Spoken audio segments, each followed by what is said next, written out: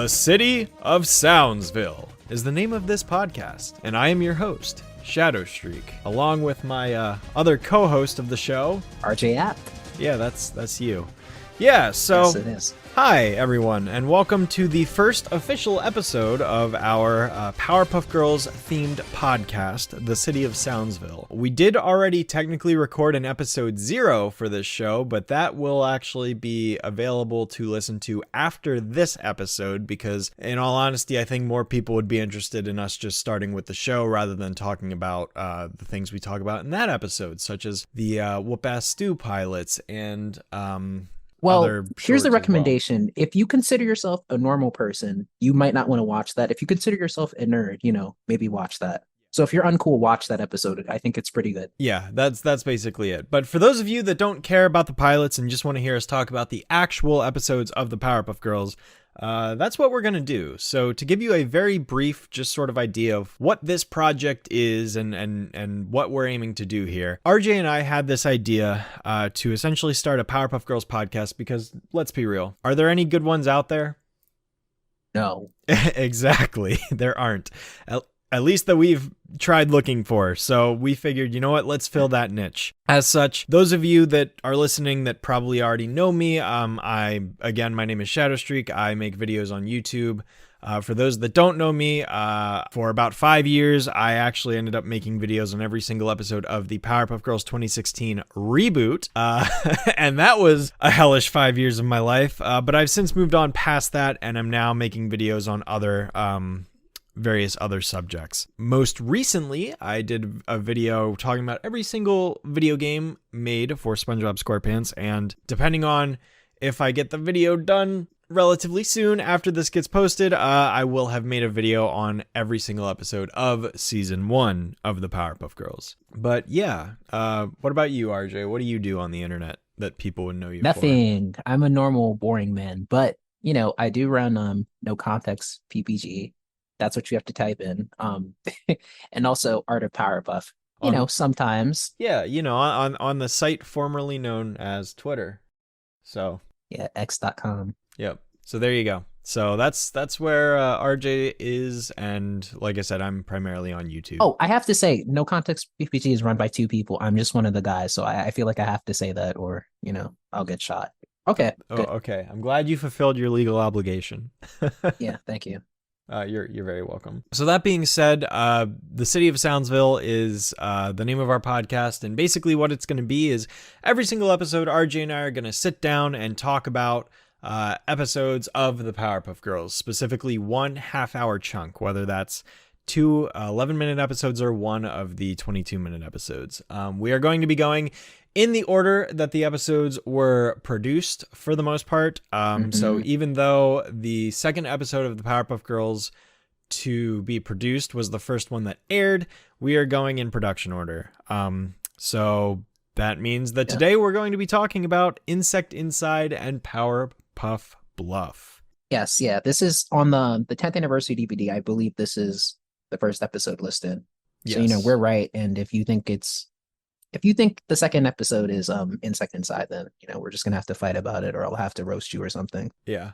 In my video, I actually go in the order that the episodes aired, but I have a reason for that, and it's to quote unquote simulate the order that a new viewer watching the series as it premiered each week would have witnessed it in. But production wise, yeah, it's these two that we're talking about today. So if that sort of thing interests you, if you're a Powerpuff fan, if you're not a Powerpuff fan, and you somehow stumbled into this podcast, I'd love to know how you got here. That'd be really cool to find out. But yeah, I don't know, RJ, is there anything else you want to kind of say, or do you just want to get into this?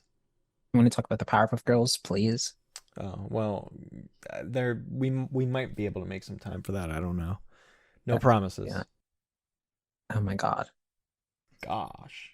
Also, really quickly before we get started, I do want to give a very special shout out to LOL Whatburger. They very kindly offered to create the cover art that is used for this podcast, free of charge, surprisingly. Actually, I'm going to cut that line out. I don't need to say that.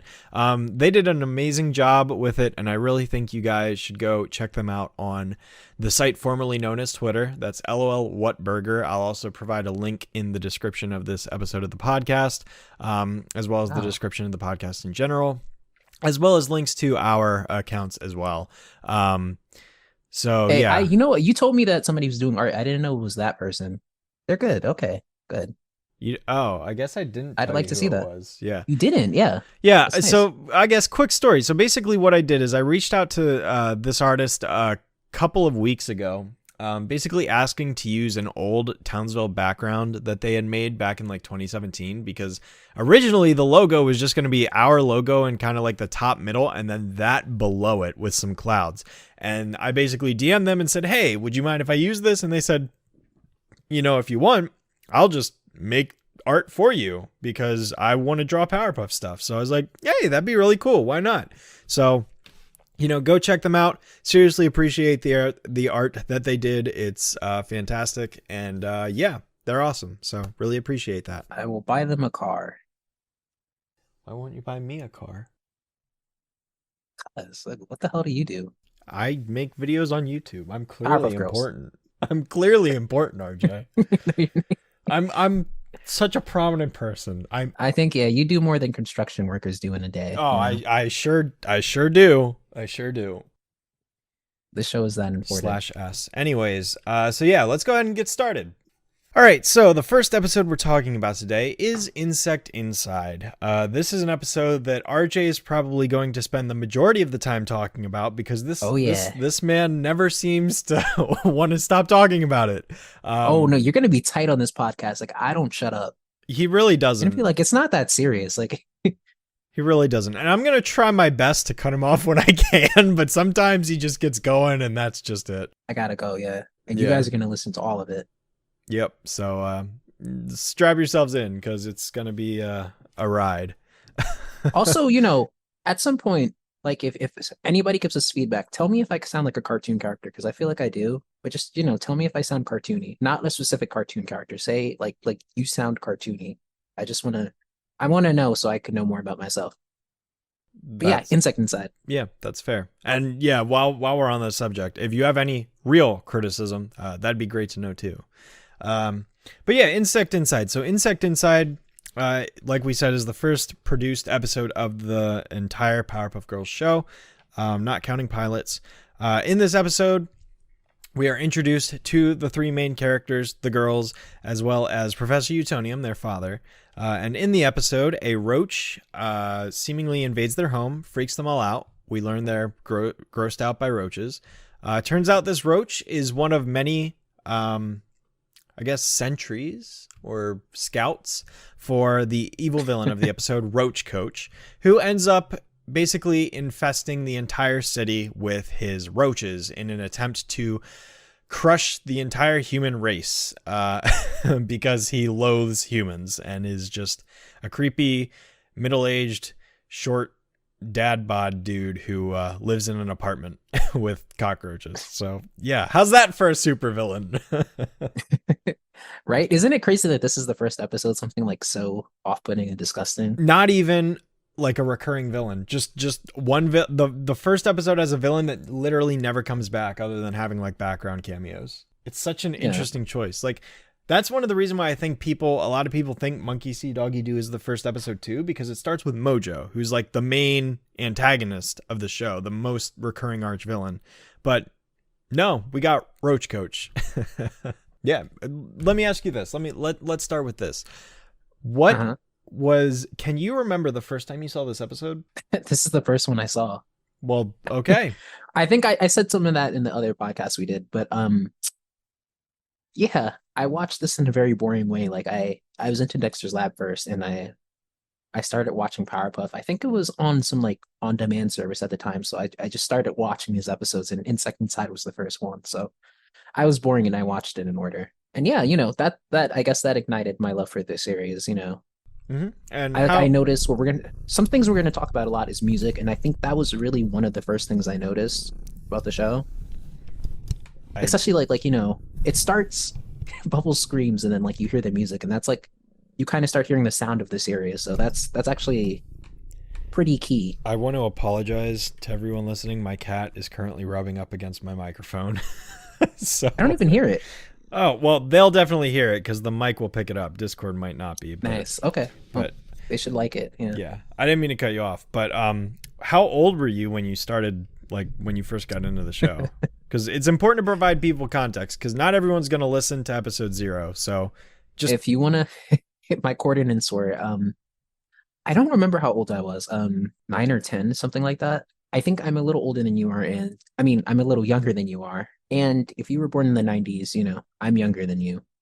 Not to make you feel old, time goes on very fast, but you know, I think I probably started watching like the late 2000s, early 2010s or something. Like the series was on when I was very young, but I guess I didn't watch Cartoon Network at that time much. But you know, I started getting into it. And you know, it's a show that stuck with me. That's all I could really say. Yeah, that's awesome. Yeah, so I know the first one you watched was Rowdy Ruff, right? Yeah, so yeah, kind of going into my story. So basically, I believe it was the summer of 1999. I would have been about 3 years old, give or take. And I was at my grandparents' house, and I don't remember how I wound up on Cartoon Network, but I was on Cartoon Network and happened to catch an episode of the Powerpuff Girls, it of course being the Rowdy Ruff Boys. That was my first episode.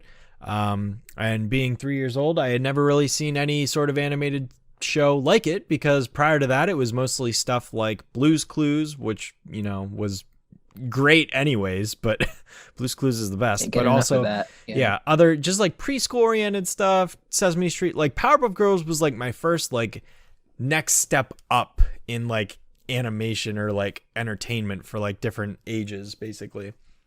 That and Dexter. Now, I saw Powerpuff before Dexter, but Dexter ended up being my favorite show for like a short while as a kid before it went back into Powerpuff. But yeah, really? yes. So like basically I saw Powerpuff first and then I saw Dexter probably like immediately after that or like the next day or something. And I liked Dexter more. For a while, and then after about I don't know maybe a year or so I flipped back over and then I was like nope I like Powerpuff Girls more, and I kind of went back and forth about that for a bit.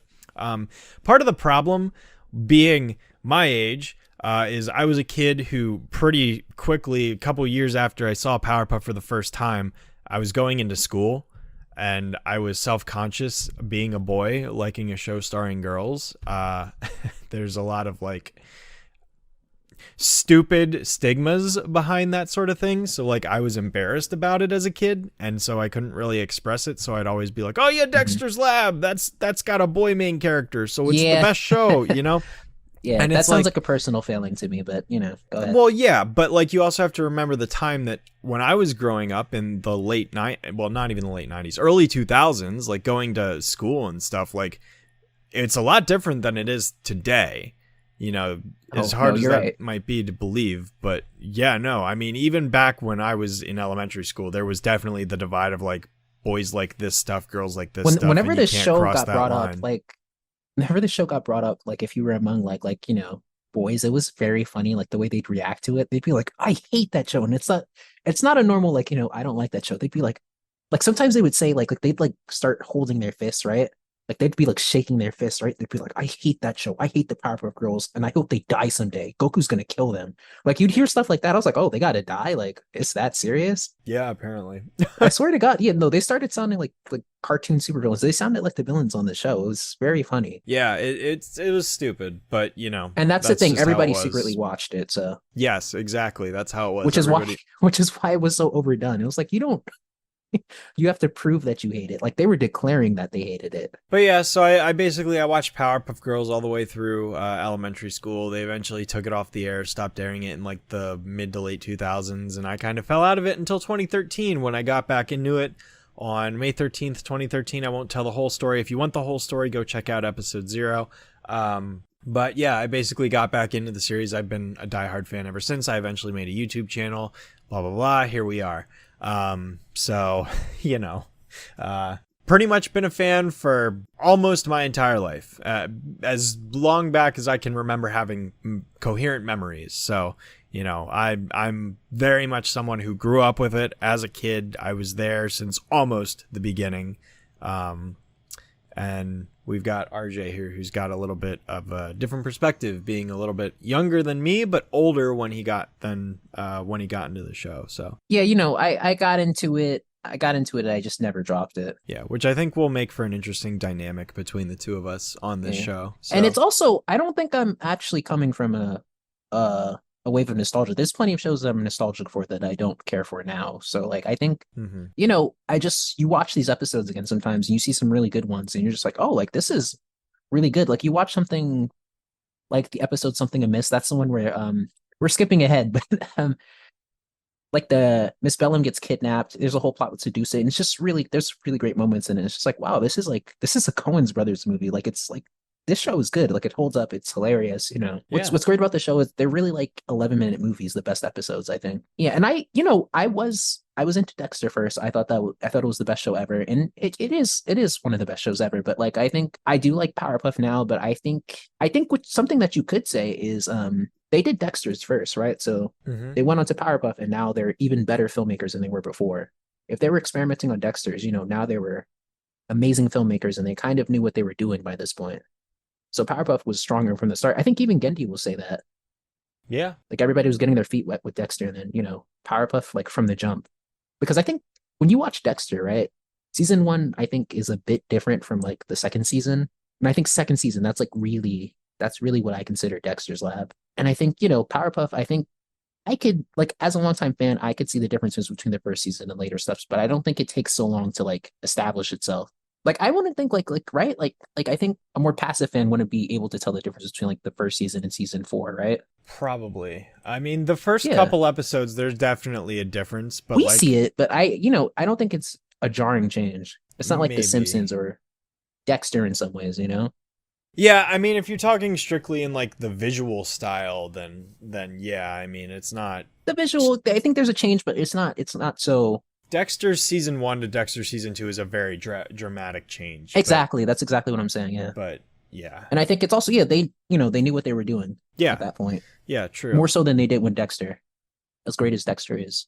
But yeah, so Insect Inside in particular, kind of reining it back to this episode, my first time experiencing this episode, and I say this in my video too, I can't confirm with absolute certainty, but I'm 90% confident that this was my second episode.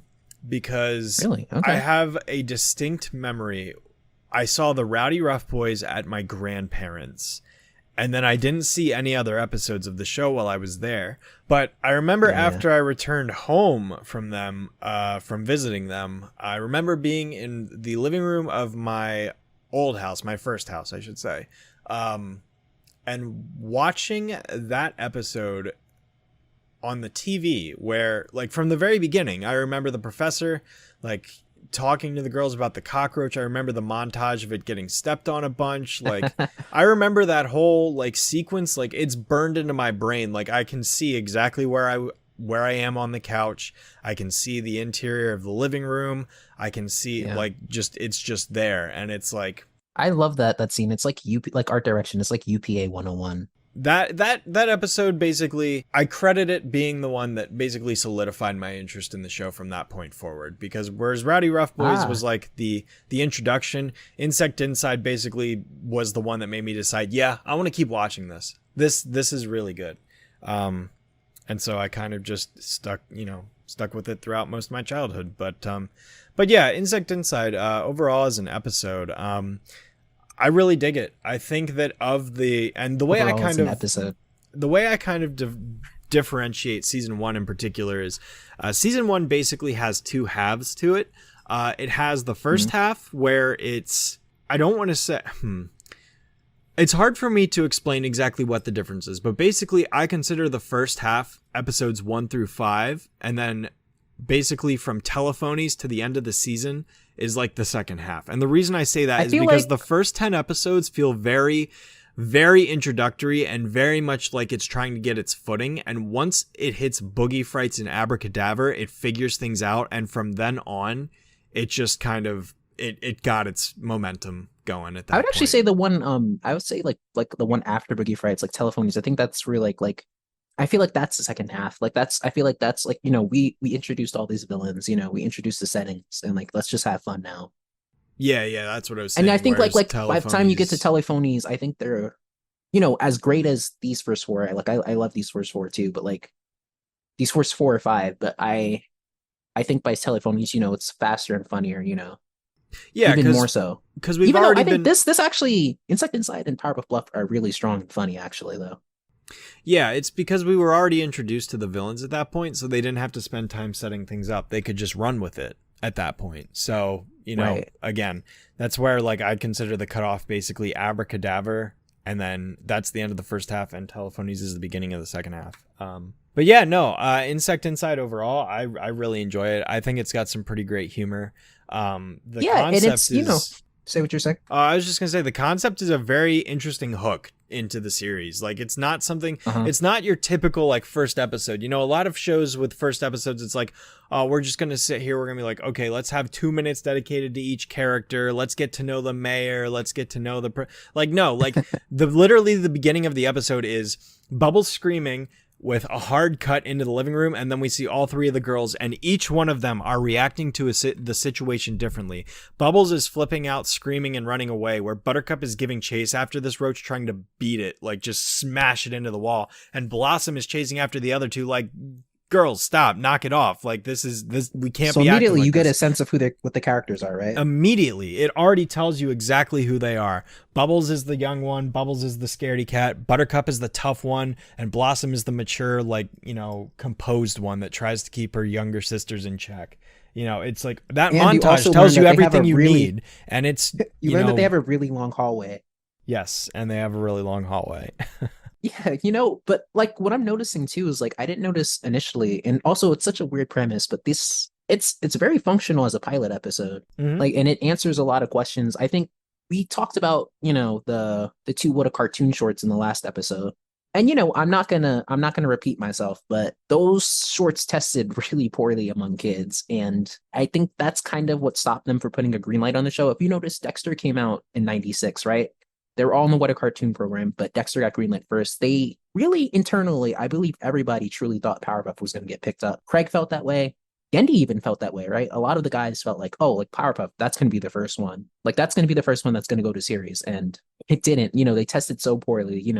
Dexter was a safer bet. Dexter tested pretty positively. So they went with that. And I think that was a good decision because, as we said, they got to figure out what they were doing. Dexter and Dee Dee were a little bit, I would say, more fleshed out from the beginning. They still made them better and better as the seasons went on. But, from like initially, I think they were better off than the Powerpuff Girls were. And it's not even that the Powerpuff Girls weren't developed in those shorts. The problem was that Craig didn't really focus on them. I think he was more interested in like weird plot points. And I think his mind was ahead. Like he wasn't into like introducing who the characters were to the audience. He just wanted to show like Fuzzy Lumpkins turning the city into meat. I think he just wanted to make weird superhero adventures. And that's pretty much what the show was. And I think this pilot really fixes some of these problems that the shorts had. And it took a while for it to get greenlit. The president of Cartoon Network didn't really want to do it. She would say things like even like I think after the series ends, she'd be like, it's not that funny. Like it grew on her, but she thought it was more ironic than funny. Problems like that. And this must be the first one Craig boarded because, Craig has the board credit. Craig does, I would say, touch every episode that he's show running under, but usually the creator doesn't do their own boards. They usually don't have time for that. So that's kind of like the proof that it's a pilot too, because it's one that Craig boarded himself. But like that first scene, yeah, that's literally almost him answering Cartoon Network's notes and addressing audience concerns. Like right away, that's Blossom, that's Bubbles, and that's Buttercup, and you immediately see who they are. And I think the big change from the shorts to the series is it's still crazy, like fun, twisted plots, but it's about how they relate to the girls. So we specifically see how the girls react to this plot and how it relates to them as kids, actually, right? Because whole point is like, it's not just a random plot. Like little kids are scared of bugs, or little girls especially are scared of bugs. And it's more about them than I would say Fuzzy's turning the city into meat. Like as funny as that is, that could be any superhero across the board doing that. And yeah, also, the professor's established. He wasn't there initially. It's just, Tom Kane auditioned with this Gary Owens voice. And, I don't even know if they intended it to be as big a character as he ended up being. Because I think some of the episodes with him are the strongest in the series, honestly. His relationship with the girls became like even more huge as the series went on, right? Yeah, definitely. I think, he was actually based on there's this dude, I forgot what it was. Bob Dobbs, I think, from Church of the Subgenius. Like if you look that up, like that's that's pretty much Professor Utonium. Like the whole point is he's just a bland like 50s father figure. And yeah, new voice actors too from last time. We talked about Kathy Cavadini and E.G. Daily, and now we also have the addition of Tom Kenny, Tara Strong, and Roger Hill Jackson. Yeah, and they're all extremely talented voice actors. And the important thing to remember is, at the time that the Powerpuff Girls premiered, the most prominent like members of the cast were probably E.G. because she was Tommy Pickles in Rugrats, and Roger L. Jackson because he was the voice of Scream.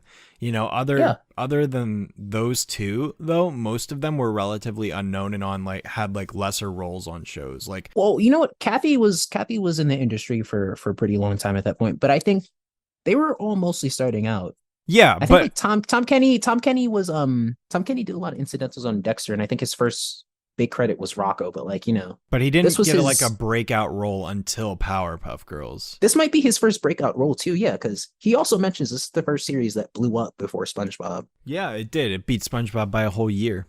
Well, It half a beat him, year. and it was the first one to blow up just because it came first. So it was his first, and because it was a phenomenon, he wasn't just in the show. He was doing commercials for Cartoon Network. He was doing commercials for the merchandise. Like he was very involved in the series, and I think it's a reason why it's very close to him. Yeah, And I don't definitely. believe he even had to audition for the narrator. Tom mentions auditioning for like a lot of characters. He mentioned like that he auditioned for the professor, but according to Craig, he didn't audition for the mayor or the narrator, and those roles are just given to him. The mayor came from there's a Dexter episode called Man Darker. It's basically like there was the first episode, Dexter's Rival, where Man Dark first appeared. And they created this funny like second part to that episode where Mandark Hmm. was getting revenge on Dexter. And there was like this science fair, right? And there was this judge who basically was the mayor. It's the same voice. And Tom just came up with that voice on the spot. I think like just using characters in his mind from the Wizard of Oz and just creating some weird character. And Craig just loved that voice so much that the mayor literally came out of that. I think the narrator, through his incidentals on Dexter, I believe I saw that in one episode. There's an episode where Dexter tries to turn himself into a superhero and he tries various powers. It's very funny, but in the beginning there's a narration for a Richard Glory comic. That's also, that's the narrator voice. It's the same thing. I think Craig really liked Tom because Tom usually I feel gets the jokes that they were trying to write. Like that's what he's really good at. Like he has a good amount of range, but I think really it's his comedic sensibility that puts him over the top. Like even like when you see SpongeBob, I feel like Bring It Around Town, like that couldn't have been on the storyboard. I think Tom just saw the drawing and was just like, and he just started going, bring it around town, looking at the drawing. Like I feel like he adds lines, he makes lines funnier and he gets what's written, which is what's great about him. Do you have anything to say about Tom Kenny? Yeah, I mean, I think he's definitely a master of improv in a sense, and he brings a lot of like interesting creative dialogue. I think a lot of his narrator spiels that he has throughout the entire first season, a Oh lot of yeah. those could probably be attributed to being somewhat improvised or off script. I think some No, I of think that's the true. Yeah. I He think said this was like 2000, but he did say like second to SpongeBob, he has the most free range on Powerpuff.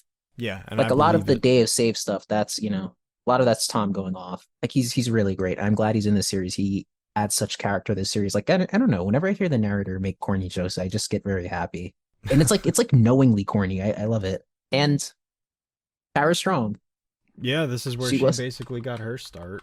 yeah. Actually, what happened to Tara is I think right around this time, literally, she just got very lucky one year, and she just got a lot of good jobs. Like I think same year, she ended up being Batgirl. She got a job in 101 Dalmatians. That had a show for a minute on Disney. She also, I think, a big one was Baby Dill in the Rugrats movie. That asshole. It's a good performance though.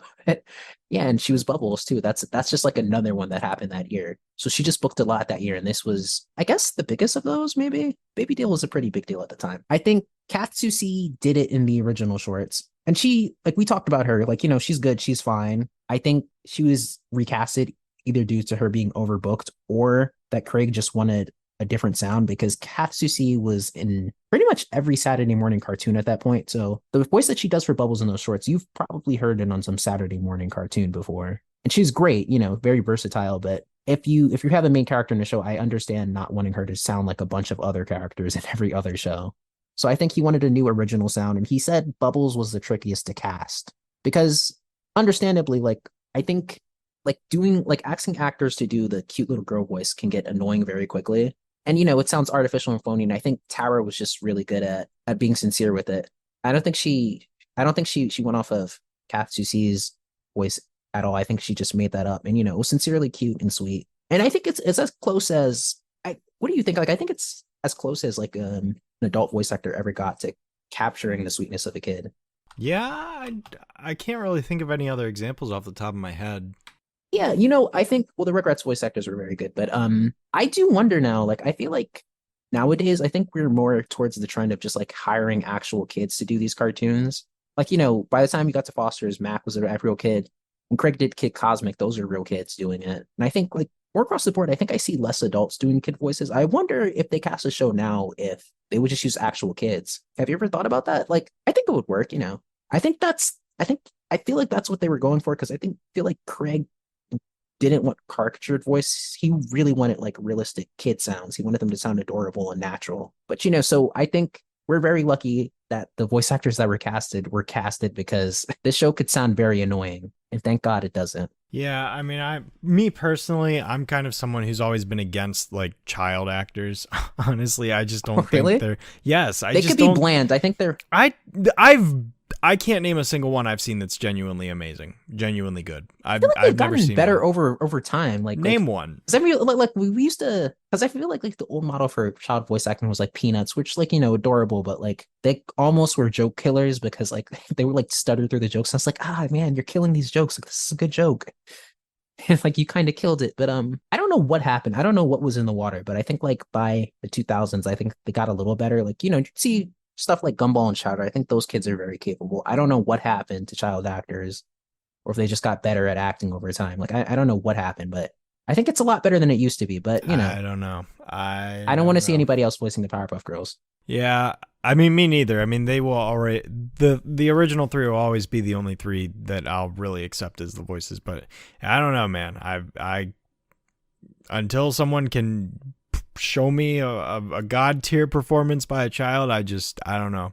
It's usually noticeable. Shadow Streak just hates children. That's the problem. I don't hate children. I just don't think that they are as talented as adults that can emulate childlike voices. It's just. In this episode, we talk about why we don't like child actors. Oh my God. Anyways, getting back to Insect Inside in particular, because that's the episode in question. Let's just open the can of worms. The score. All right. RJ and I are going to be going off about James Venable's score in this show more times than you can probably count. I don't think we'll go a single episode for ever without mentioning how amazing it is. So here's what I love. To be honest, I will say the music of Jim Venable has inspired my taste in women, and I'm not kidding. I'm not explaining that either. I'm happy for you. What I love about Powerpuff Season 1 in particular, and maybe Season 2, 3, and 4 do this more than I remember, but the thing about Powerpuff Season 1 in particular is every single episode of this first season, all of them have original music written for them. Barely any music is reused throughout the season. Barely any. There's a couple themes, the Gangrene Gang's theme and Mojo's theme, a couple the recurring main villain themes get reused and the girls' main themes get reused a little bit, but for the majority of these episodes, it is primarily original new music, and yes, they are scored differently than they are in the previous episodes, which is why it's people bring up Batman the Animated Series and they're like, every episode of this show was, had an original score. And it's yeah, Powerpuff Season 1 did too. I'm just throwing that out there. That's actually, I think that's pretty standard with cable cartoons. I think what usually happens is, I think how it works is basically just because of low cable budgets, they have the most money for new score in Season 1. So everything is wall to wall, new music, right? By the time you start getting to seasons after that, it's really like we only use new score when we need it because you don't have as much money. So that, there's more reuse after that. But I would say like in shows like this, I kind of like reuse of music. 'Cause I'm just like, oh yeah, I like that song. I was very attracted to the music show in this kid. Like it would like, as a kid, this music would just like give me like stimulation. I think like, I don't know if that's like an ADHD thing or something, but I would just like, sometimes I would just like stand up. Like I couldn't like sit down watching the show because I was like so excited. And mostly it's because of the score. Like this was a very, I think, new sound at the time. I think like at this time we were stuck on. I would say we were still sticking to like Mickey Mousing score, that type of score. Like we're trying to imitate Carl Starling. Like Animaniacs, those shows were very high budgeted. Batman 2, those shows were very high budgeted, and they had great orchestra, great music, but sound wise, it was really nothing new. They were just trying to do Looney Tunes again. And I think like Powerpuff, like for the first time, like you're really hearing something that sounded new. Like you really never heard that type of sound in the show, and it really energized the show. Like the show looks great, but it has a simplistic sound. I think that really powers the action sequences. I think the show would be very fundamentally different if it didn't have the type of music it had. And we were talking about the What a Cartoon shorts, and we were watching them, and we were just like, these don't feel right. Like the music isn't right. Like something about the show is off. Like it's not the show yet. And a lot of it's because of the music. What Craig McCracken really wanted, he wanted the sound he described was big beat techno. And Jim Venable had to work very hard to book this series. So on Dexter's Lab, there were guys named Thomas Chase and Steve Rucker, and they did the score for that show. I believe they might have they had a studio or a team of guys that were doing that, but it was under their names. But yeah, great score. Like Dexter is also great. And basically, I think what they did different, it wasn't just like generic Looney Tunes score. What they wanted was something really specific. They wanted like cinematic score. So Dexter just sounds like a film. Like everything is heightened, even if it's a stupid scene. Like it sounds very heightened. It's like great music, right? Even though, it's still low budget cable cartoon music. This isn't a real orchestra. But I think they got their orchestra to sound really good on these shows. And yeah, from Dexter to Powerpuff, I think Craig liked the music that they did on Dexter, but he had a sound concept for Powerpuff Girls because he feels like you should really feel the action sequences since it's an action show. Jim Venable really wanted this job, and he talks about a long, long audition process. I think he had to submit demos a few times for this. You could hear it. There's another podcast called Tunes/Tunes, so like TUNES/TOONS. He does an interview with those guys. It's really good, really informative, and he submits some demos to that podcast of like early score for Powerpuff, and you kind of see him playing around with the sound. But Craig had a very specific concept. He just made him redo it a few times. Like Jim really wanted to do this, and there was a weird story. I think Jim submitted a sample, and then Craig saw this he saw this car commercial, right? He saw this car commercial with like techno music, and he's just like, "This is the sound I want." So he asked Jim Venable, "I want you to score this car commercial," which is it's a really weird request, but he's like, "I want you to score this car commercial." I think Jim did that, and eventually he did end up booking the series because he was working under Steve Rucker and Thomas Chase, and he was just like, like just so you know, like I want this to be my series, and he did a great job, and I'm very glad he's here. Yeah, no, 100%. I think James Venable's the perfect composer for this show, honestly, and he does just an amazing job. And what I particularly love about this episode in particular is what this episode loves to do is this, a lot of other movies and shows have done this concept where whenever insects are involved, like whether it's bees or ants or roaches or whatever, they always usually represent these insect-like creatures with string instruments. But what James does in this episode in particular is he manages to combine those instruments in like, a standard typical like high-pitched like terrorizing-esque sound with heavy like bassy, loud brass instruments, and it just kind of blends together in this perfect mix of like when Roach Coach blows his whistle and the roaches come pouring out of the drawers and pouring out of the toilet and all this. It's like this it's this falling string progression of notes. I love how which is great. I know, right? And then like it's great because it's like it establishes this kind of like this terror, mm-hmm. this fear, this gross like almost prickly in a sense kind of feeling of the roaches crawling over everything and like basically rallying up under Roach Coach. And then when we get to the city, like that same exact sound is used, but it's further accentuated by the lower, louder, like bassier, terrorizing like tones that kind of come when like they like when the guy's driving the truck and he crashes into the wall, and then we have that panning shot of like all the people like screaming and the cops trying to shoot roaches with his pistol, and he's doing absolutely nothing because why the hell is that cop shooting them with a pistol? Like, what is that accomplishing? I love that. It's like visual humor like that is one of this series' strongest suits, because like if you're just paying attention to like stuff in the background and just looking around the frame in certain shots, like they have a plenty of visual gags that the show never even acknowledges. Like they're just there, and it's almost like a seek and find book, whereas like if you're looking for it and you pay attention, then you'll actually catch stuff like that, which is really cool, and I love that. Yeah, but I love the way it's scored. Oh, well, I'll talk about the score now. Yeah, the score, I think Jim actually said, he went real hard on this episode. This is like basically like B-movie score, like B-movie horror music. And like he doesn't tone it down. Like it just sounds like he just made it sound like a film. Yeah, it's really good. Yeah, and I guess since this is the first episode, they had to create an opening sequence for it. And Jim talked about that a little bit. He's like, he was in a room with the Craig and Gendy. They were going through it. I think originally he said like the theme for Mojo Jojo, like the villain pan, which became Mojo Jojo's theme, that was the girls' theme originally. So just because, they were so badass, he thought like, they needed badass music. And Craig was like, oh no, like, that's not right for the girls. So, he came up with like a great theme for them, which is like the show uses a lot.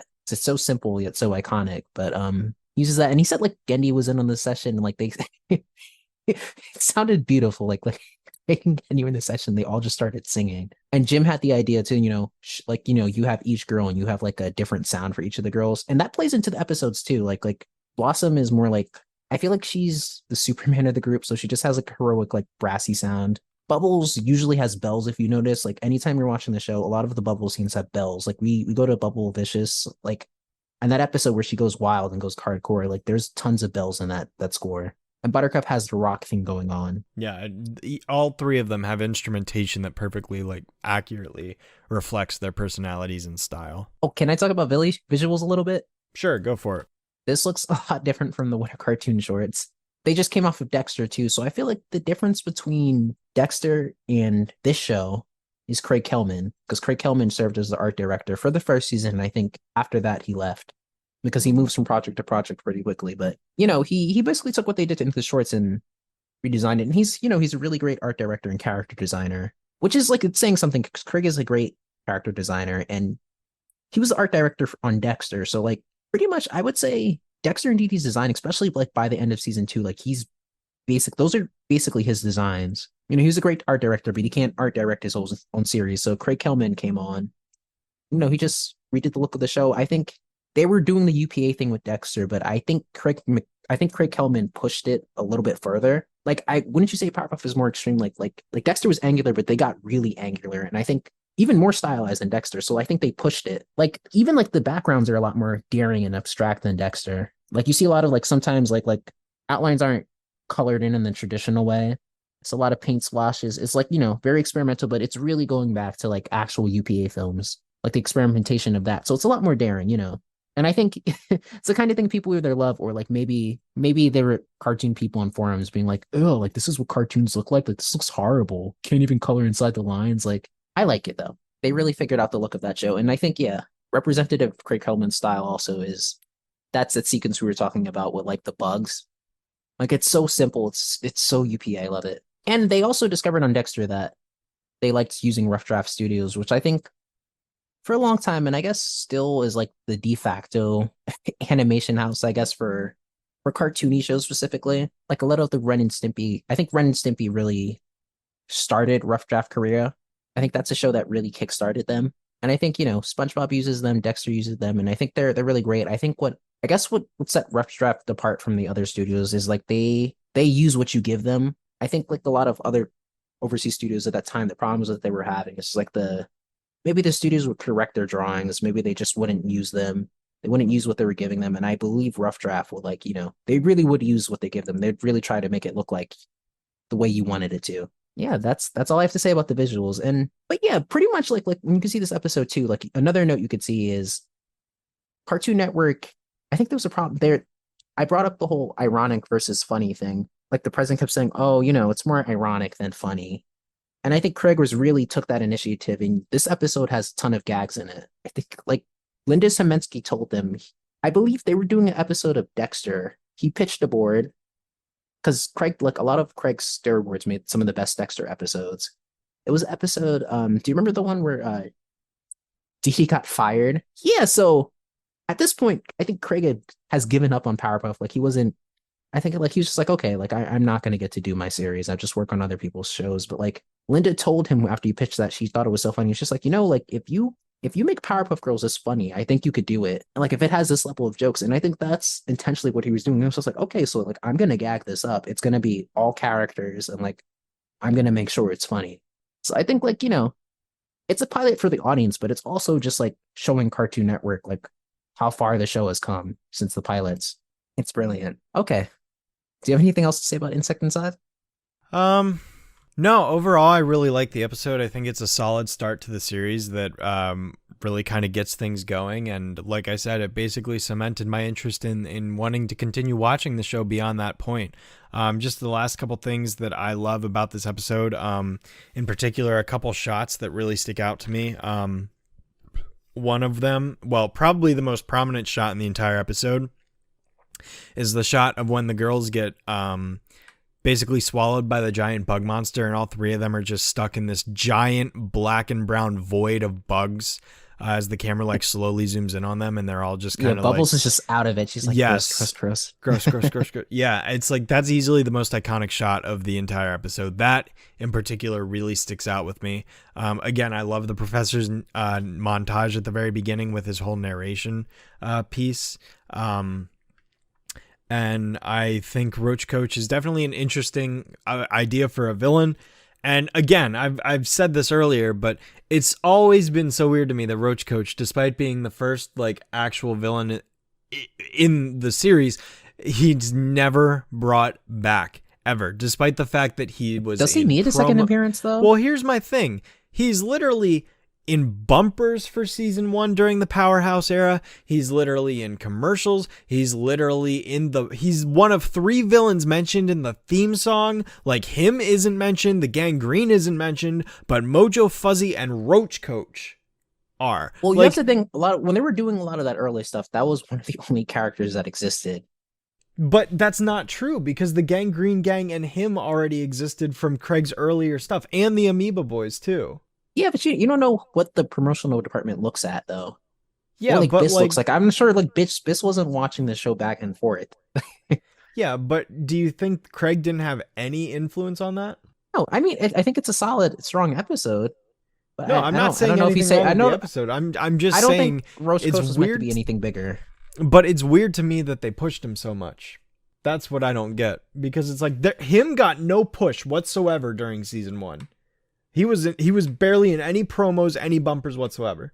I think they were being cowards with that one, but well, right, fair enough. But like the Gangrene Gang too, like very minimal, and the Amoeba Boys, very minimal. But Roach Coach gets Powerhouse bumpers. Roach Coach gets to be in a commercial. But I think you just hate to see a good-looking guy succeed. Oh my god, no! I'm just saying, it's just like it was always just a weird choice to me. I don't know. I don't have a problem with it. I just find it odd that like this one-off villain got so much spotlight at the beginning of the series and then just never ever came back. I don't know if there was room for a sequel. There probably was. I think they could probably have come up with something, but and I feel that way about a couple different one-off villains in season 1, but we'll get to those episodes when we get to them. Also, I have to say we didn't talk about like Professor just totally going against the moral of the episode in the end. Yeah, the hypocrite.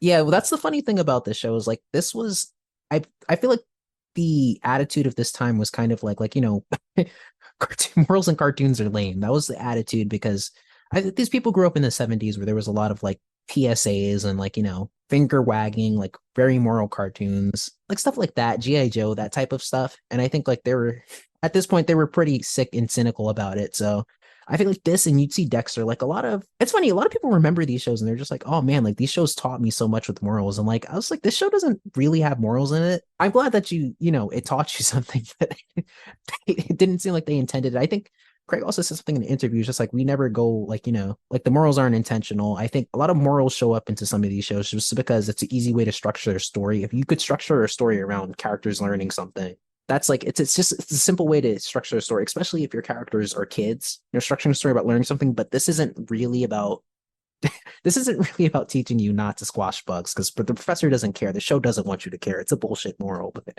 so this show is actually still a bit ironic. Isn't it funny too the how they put Roach Coach in a jail cell, but like in a jar in a jail cell? Yeah, right.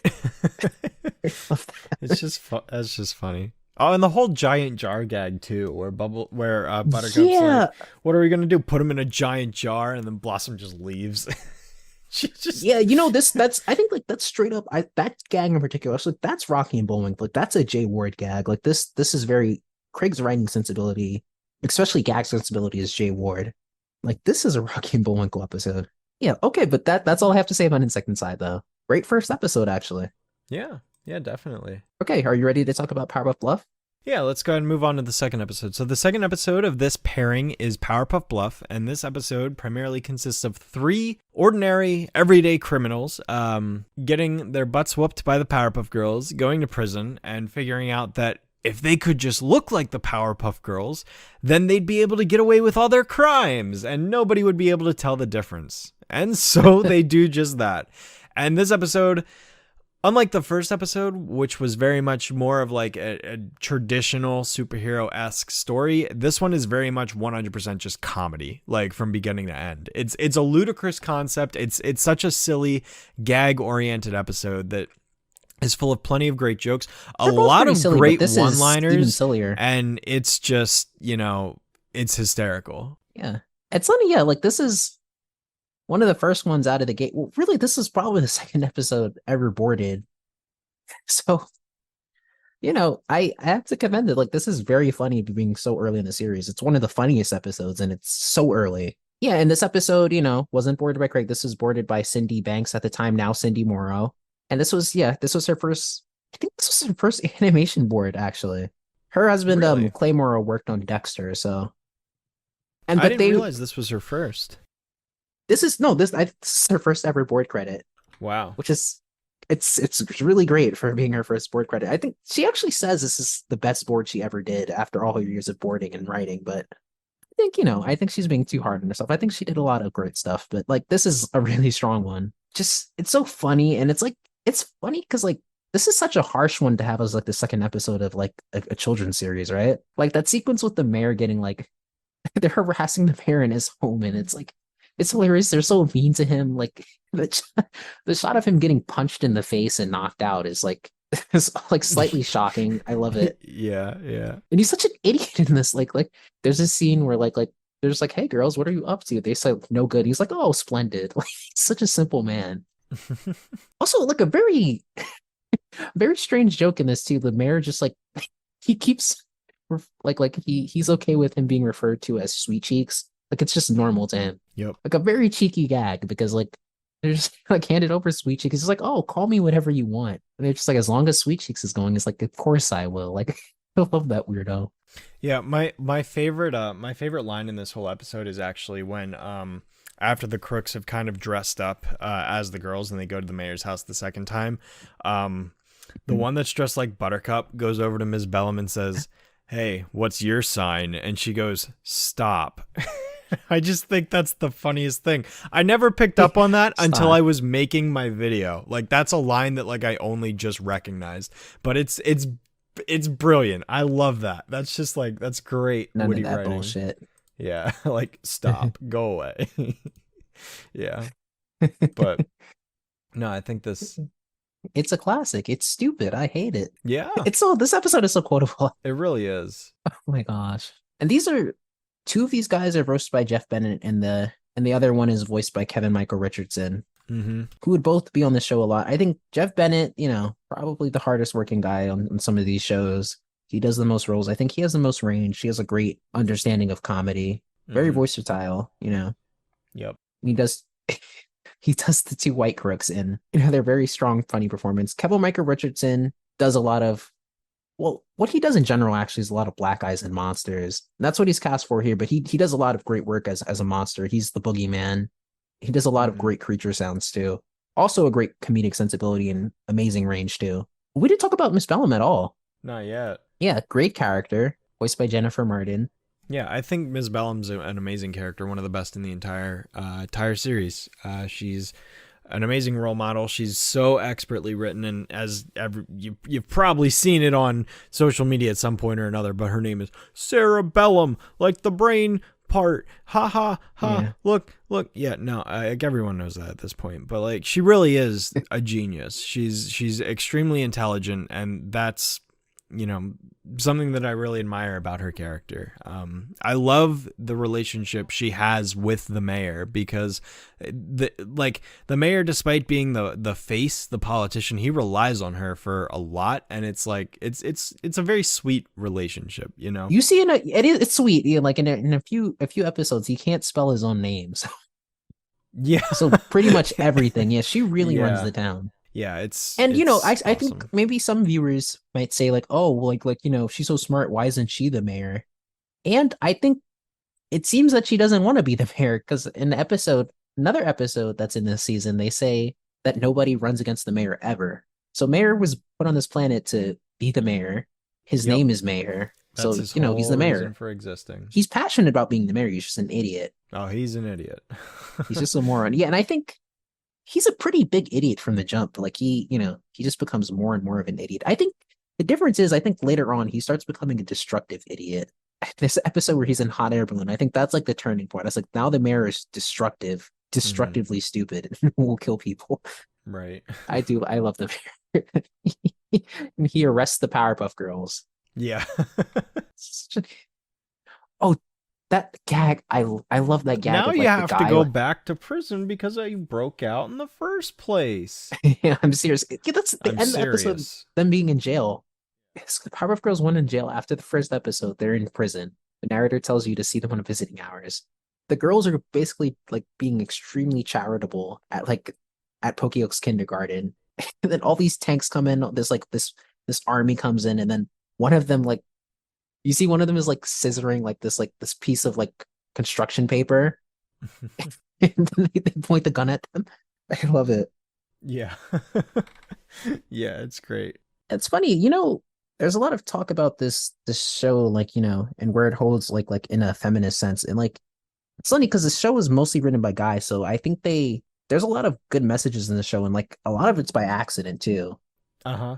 So like, you know, like Miss Bellum's a very good character to see in a show. And though this was boarded by a woman, boarded and written, I have to say, I'm not sure if the viewing public knows, but this show is board driven, meaning somebody wrote an outline and then a storyboard artist wrote all the dialogue and did the storyboard in the traditional sense too. So basically they're the script writer in addition to being a storyboard artist. So Cindy Moreau is credited as a board artist, but she's really a writer and board artist. Mm-hmm.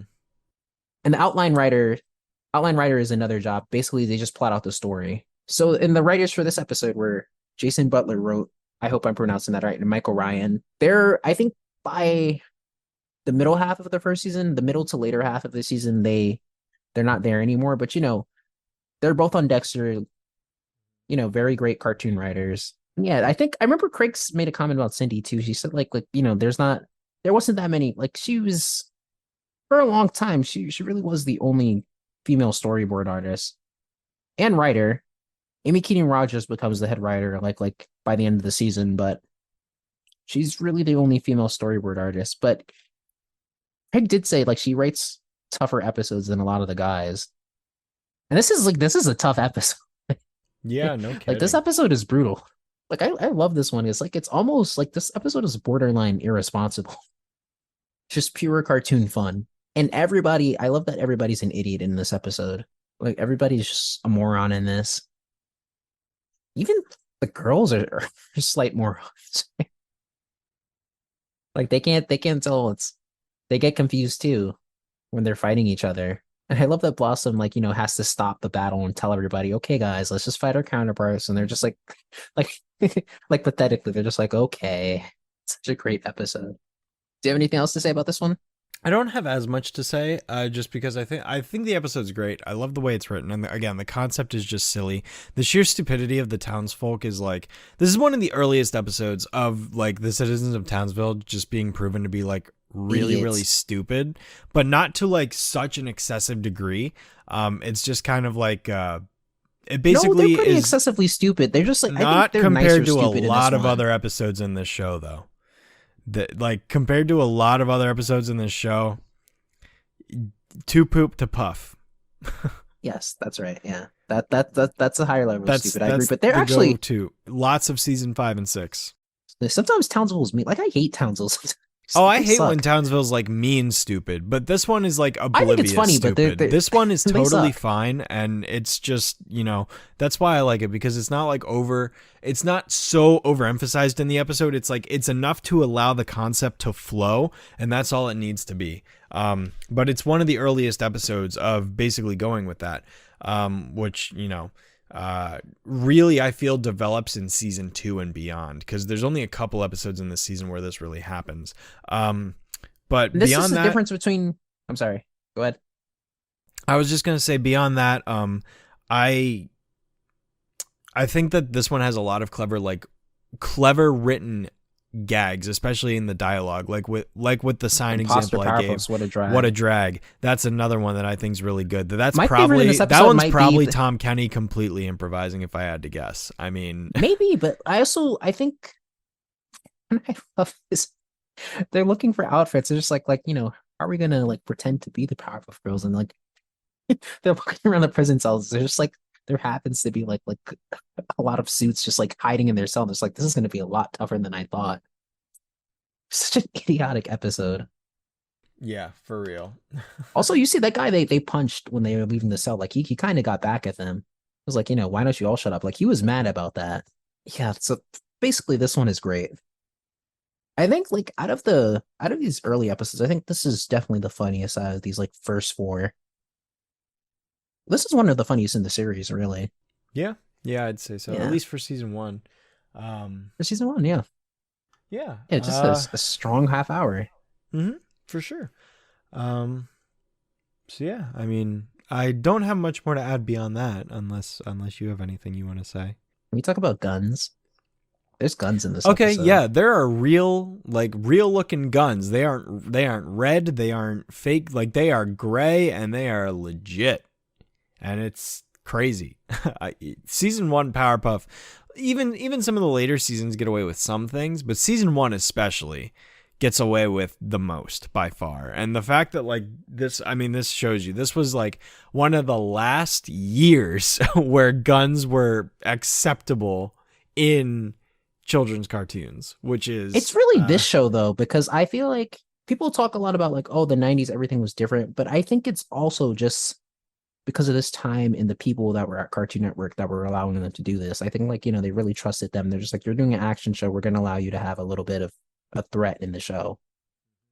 Because I, you know, although the 90s were a different time, like I don't think a Nickelodeon cartoon of like by the late 90s, I don't think they'd allow them to do some of this stuff. Like, you know, that's not like I don't think there's a lot of guns in the Wild Thornberries. And like if there is, you know, don't prove me wrong because I don't care, but well, you know, it's just like Cartoon Network of this time. They just allowed them to do that stuff. And I think, yeah, by season 3, I think they still have guns, but for whatever reason, they have to paint them red. I guess that's getting around standards somehow. Mm-hmm. That makes things a lot safer. Another thing I like, I have to ramble about this. I love these impact frames. Uh-huh. We really see them for the first time. They're so cool. I don't know what they're inspired by, but I think they're amazing. If somebody from the staff is watching this, where did you get the idea for these impact frames? I think they're so cool. Impact frames are like typically thought of as like censoring things or like softening the blow, but I think it makes it look better. I think it, like with the music and the impact frames, like I think like that's the iconography of the show basically. Like I think it's awesome. It's very cool. What do you think? Yeah, no, I basically agree with everything you said. Oh man. Yeah, but Powerpuff Bluff, great. Inside and Powerpuff, great. Yep. Yeah, I think both episodes are pretty solid for the season. Okay, so I guess we could close out. Yeah. Okay. So yeah, hopefully you guys enjoyed this episode of our podcast. Like we said, this is the first episode. So we are still kind of figuring things out and getting relatively used to this format. But we'll get better. Let us know what. Yeah, we should get better with time. You guys ramble too much. Let us know what you did like. Let us know what you didn't like. Any sort of criticism is helpful. As we mentioned towards the beginning, you can find me on YouTube at Shadowstreak. You can find RJ at his No Context PPG and Art of Powerpuff Twitter accounts as well. And yeah, is there anything else you'd like to add, RJ? I could give you my personal, but you don't want to follow that.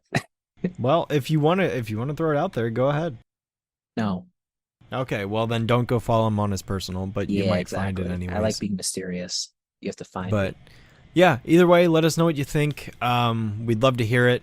And yeah, thanks so much for listening, and we'll see you guys in the next episode. So once again, the day is saved. Thanks to the Powerpuff Girls. Spiders just creep me out, he says. Oh, Jiminy.